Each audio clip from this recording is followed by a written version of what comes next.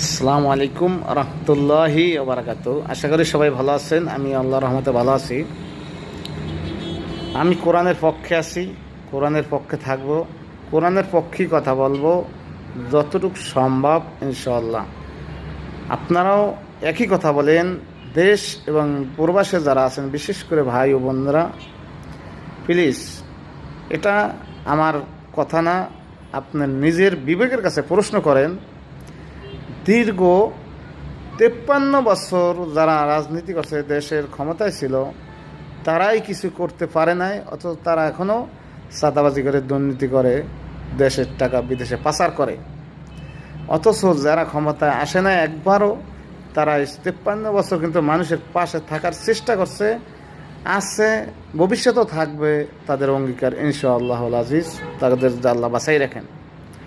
তারা, আপনারা জানেন, তারা তাদের সংগঠন থেকে, তাদের পকেট থেকে যতটুক সম্ভব বিপদ আপদে মানুষের পাশে দাঁড়ানোর চেষ্টা করে, যতটুক সম্ভব। যেহেতু তারা কোনো সরকার কোনোদিনই গঠন করতে পারে নাই, তা আশা করি বিশেষ করে প্রবাসী ভাই ও বোনরা, আপনাদের কাছে রিকোয়েস্ট যে আপনারা এইবার অন্তত একবারের মতো হইলেও এই দলটাকে একবার চান্স দেন।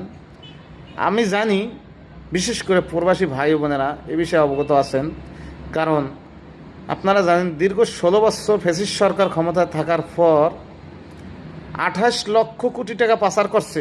তা এটা তাদের হিসাবই 28 লক্ষ কোটি টাকা পাচার করছে বাংলাদেশ থেকে।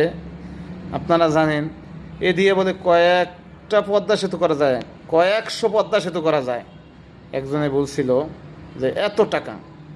তো আইজ আমরা কোটি কোটি, 1 কোটিরও বেশি প্রবাসী আছি। আমরা মাসে কত টাকা পাঠাই, বছরে কত টাকা পাঠাই।